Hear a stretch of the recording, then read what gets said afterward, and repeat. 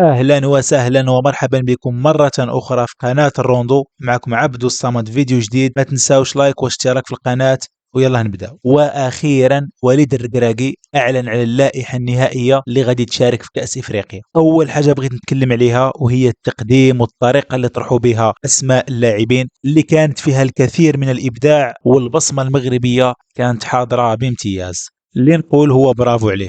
فبالنسبة للأسماء واختيارات المدرب، فطبعا تبقى نظرته الخاصة وقناعاته، وما يمكنناش نتهمه بالتحيز واستخدام العاطفة، وهذا الشيء كنتكلم عليه في المؤتمر. بصراحة كان واضح جدا وتحدث على بزاف ديال الأمور، وأنا في هذا الفيديو بغيت نتكلم على المؤتمر الصحفي وعلى الأجوبة ديال وليد على أسئلة الصحفيين. وفي الأخير ديال الفيديو غنتحدث على بعض التحديات التي تواجه المنتخب المغربي. من الامور اللي عجبوني في الكلام ديال والد في المؤتمر الصحفي هو انه كان واضح جدا، والحجج ديالو كانت منطقيه، لانه كما قال هو هذه تبقى الاختيارات ديالي الشخصيه، ويمكن انني نكون ظلمت شي واحد او انني فضلت شي واحد على الاخر، ولكن هذه تبقى مصلحه المجموعه ومصلحه المنتخب كاولويه. وثانيا حاول انه يبعث الضغط على اللاعبين، وقال ان المستوى اللي قدمناه في المونديال ماشي كافي باش ناخذ كأس افريقيا، زائد اننا منتخب ما عندناش تاريخ كبير في هذه البطولة، ولكن احنا ديما غادي نشاركوا باش ناخذوها. واضاف ان هذه لعبة ما يمكنلكش تضمن الفوز 100%. وعلى لسان وليد مرة أخرى قال أنهم غادي يديروا اللي عليهم، وأنا شخصيا أثق في وليد وأعلم جيدا أنه شخص صادق في العمل ديالو. الله يعاونهم ونتمنى لهم كل التوفيق. من الأمور اللي كان واضح فيهم وليد الركراكي وكان صريح وهي استدعاء سفيان بوفال، لأن اللاعب لم يمارس كرة القدم منذ مدة طويلة بسبب الإصابة، يعني غير جاهز بدنيا لبطولة بحجم كأس إفريقيا. ولكن المبرر ديال وليد هو أنه كيثيق في اللاعب، وقال أن اللاعب يقدر يعاونو في بزاف نتاع المباريات بسبب المؤهلات ديالو وبسبب الانضباط ديالو اللي اكد عليها وليد بزاف ديال المرات.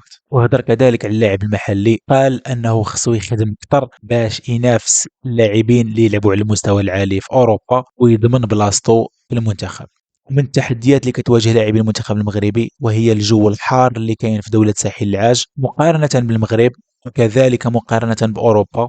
درجة الحرارة في الكوت ديفوار كتراوح حاليا ما بين 25 إلى 30 درجة، وهذا الشيء قادر أنه يخلق الكثير من المشاكل على المستوى البدني للاعبين. تحضير البطولة في المغرب اللي الجو ديالو كيختلف على الكوت ديفوار هو بصراحة غادي يكون صعيب شوية على اللاعبين، ولكن وليد الركراكي قال لهم أنه هذا الشيء ما غاديش يشكل له مشكل. ما عرفت، أنا شخصيا كنختلف معاه، وتمنيت انه لو كان تم التحضير في دوله اللي الجو ديالها اقرب لجو دوله ساحل العاج. بالنسبه للمشاكل البدنيه انا شخصيا متخوف منها بزاف، لان المنتخبات الافريقيه كتعتمد على اللعب البدني بشكل كبير، ومن الحوايج اللي يقدروا يواجهونا هو مشكل ديال العياء، وكذلك مشكل ديال الاصابات لا قدر الله. بصراحه كاين بزاف ما يتقال، ولكن ما بغيتش نطول عليكم، خليو هذا الشيء الفيديوهات القادمه.